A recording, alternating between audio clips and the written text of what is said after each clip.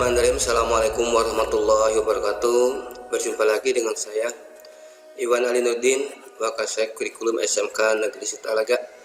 Baik, pada pertemuan ini saya ingin menyampaikan SOP tentang penanganan siswa yang terlambat. SOP ini dengan nomor 03 Kurikulum 2022.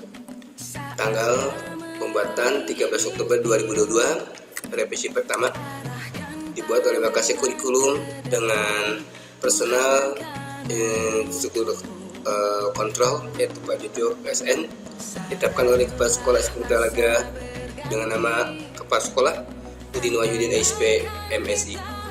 Baik, Bapak Ibu yang saya hormati, sebelum saya menyampaikan tentang apa itu bagaimana penanganan siswa terlambat di kelas, saya ingin menyampaikan dulu tentang bagaimana pendisiplinan anak dengan menggunakan kurikulum 2013. Baik, saya akan coba masuk dulu ke pendisiplinan anak.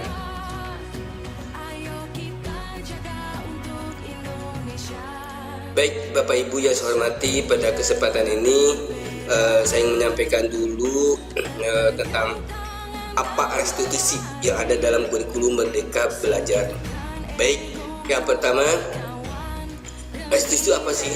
Restitusi adalah sebuah cara menanamkan disiplin positif pada siswa. Jadi bagaimana caranya menanamkan kedisiplinan pada siswa dalam hal-hal yang bersifatnya positif.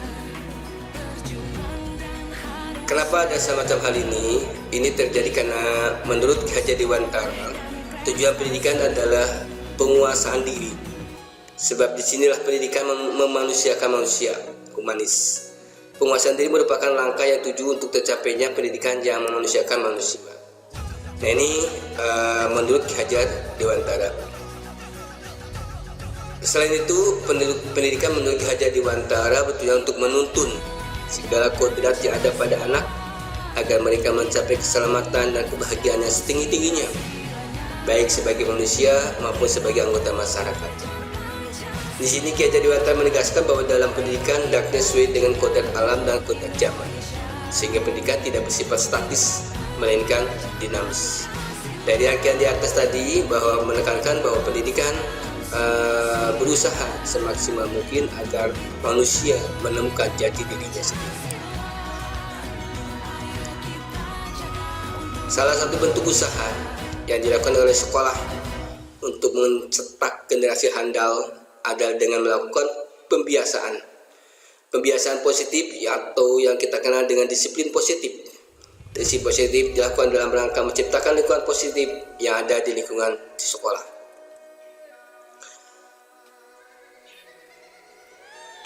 Restitusi adalah suatu proses menciptakan kondisi murid untuk memperbaiki kesalahan mereka, sehingga mereka bisa kembali kepada kelompok mereka dengan karakter yang lebih kuat. Ini menurut Gosen 2004. Sedangkan menurut Charlson Gosen 196, itu adalah proses kolaboratif yang mengajarkan murid untuk mencari solusi atas masalah yang ia hadapi dan membantu manusia berpikir tentang orang seperti apa mereka inginkan dan bagaimana mereka harus memperlakukan orang lain.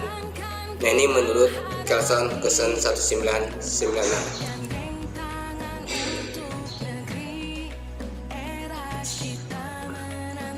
Restitusi membantu murid menjadi lebih baik, memiliki tujuan, disiplin positif, dan memulihkan dirinya setelah berbuat salah. Penekanannya bukan pada bagaimana berperilaku untuk menyenangkan orang lain atau menghindari ketidaknyamanan, namun tujuannya adalah menjadi orang yang menghargai nilai-nilai kebajikan yang mereka percaya.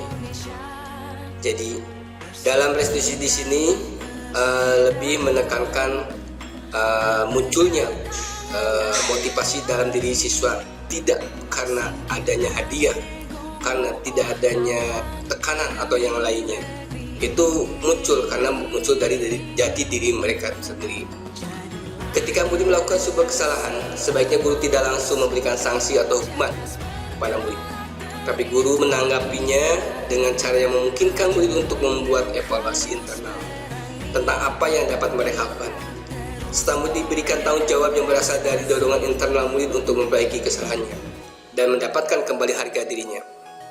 Nah, ini penjelasan mengenai restitusi pendisiplinan anak. Kesimpulannya bahwa restitusi di sini adalah pertama, diharapkan ketika orang, kelompok atau yang lainnya, pertama identifikasi kesalahan. Itu pertama adalah identifikasi bahwa itu suatu kesalahan. Setelah itu yakinkan perbuatan itu salah. Yang kedua, bahwa itu yakinkan perbuatan itu salah. Itu yang kedua. Setelah yakin bahwa perbuatan itu salah, maka langkah ketiga adalah bagaimana solusi untuk perbaikan kesalahan tersebut. Nah, peran Bapak Ibu guru adalah membimbing anak supaya tahu apa kesalahannya. Yang kedua, yakinkan bahwa itu salah, baik menurut norma agama maupun norma negara, baik norma yang lainnya. Yang berikutnya adalah bagaimana siswa supaya bisa mencari sendiri solusinya agar hal yang jelek tersebut, yang buruk tersebut bisa diperbaiki. Nah, inilah yang dimaksud dengan restitusi pendisiplinan anak. Itu mungkin Bapak Ibu yang kami sampaikan mengenai sekilas tentang restitusi pendidikan untuk pendisiplinan anak. Baik Bapak Ibu, kita kembali ke yang semula, yaitu mengenai standar operasional siswa yang terlambat. Baik, pertama di sini pertama adalah tujuan memberikan penjelasan mengenai prosedur penetapan dan proses penanganan siswa terlambat di kelas. Yang kedua, memberikan penjelasan mengenai tugas dan tanggung jawab guru di kelas. Yang ketiga, memberikan penjelasan mengenai proses pembelajaran. 2. Ruang lingkup tanggung jawab guru di kelas. 2. Proses pembelajaran. Definisi: guru adalah pendidik profesional dengan tugas utama mendidik, mengajar, membimbing, mengarahkan, melatih, menilai dan mengevaluasi peserta didik pada pendidikan anak usia dini, jalur pendidikan formal, pendidikan dasar dan pendidikan menengah. Ini dasarnya Undang-Undang RI Nomor 14 2002 tentang guru dan dosen. Yang berikutnya adalah tugas dan tanggung jawab guru adalah mendidik, mengajar, membimbing, mengarahkan, melatih, menilai dan mengevaluasi peserta didik pada pendidikan anak usia dini, jalur pendidikan formal, pendidikan dasar dan pendidikan menengah. Referensi Undang-Undang Republik Indonesia Nomor 14 Tahun 2000 tentang guru dan dosen, yang Undang-Undang 17 Tahun 2016 tentang tanggal 9 November tentang penetapan peraturan pemerintah pengganti Undang-Undang Nomor 1 Tahun 2016 yaitu mengenai perlindungan anak menjadi undang-undang. Yang berikutnya adalah Undang-Undang Nomor 23 Tahun 2000 tentang perlindungan anak. Berikutnya adalah peraturan akademik sekolah. Prosedur pertama, persiapan siswa. Pertama, guru menerima surat izin dari piket pembina atau piket siswa. Format untuk piket izin sudah tersedia di bagian tata usaha. Yang kedua, proses siswa yang terlambat. 1. Siswa yang terlambat masuk kelas. Guru mapel memberikan pendisiplinan dan menerapkan segitiga restitusi pendisiplinan anak. Jadi restitusi yang tadi saya paparkan di atas itu bisa diterapkan pada siswa yang terlambat. Yang kedua, guru memberikan motivasi tanpa mengintimidasi atau melakukan perundungan terhadap siswa yang terlambat.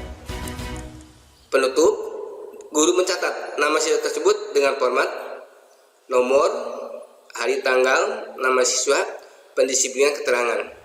Jadi di sini nomornya 1 sampai 2 dan seterusnya, tanggal sesuaikan, nama siswa sesuaikan, dan pendisiplinan di sini silakan apakah siswa tersebut sudah diberikan pendisiplinan atau belum. Di sini penekanannya pada pendisiplinan anak. Berikutnya adalah keterangan. Baik Bapak Ibu, itu yang saya sampaikan tentang prosedur penanganan siswa yang terlambat. Semoga dengan adanya prosedur ini bisa membantu menangani berbagai permasalahan yang ada di sekolah kita. Terima kasih, mohon maaf atas segala kekurangan kelebihannya. Assalamualaikum warahmatullahi wabarakatuh.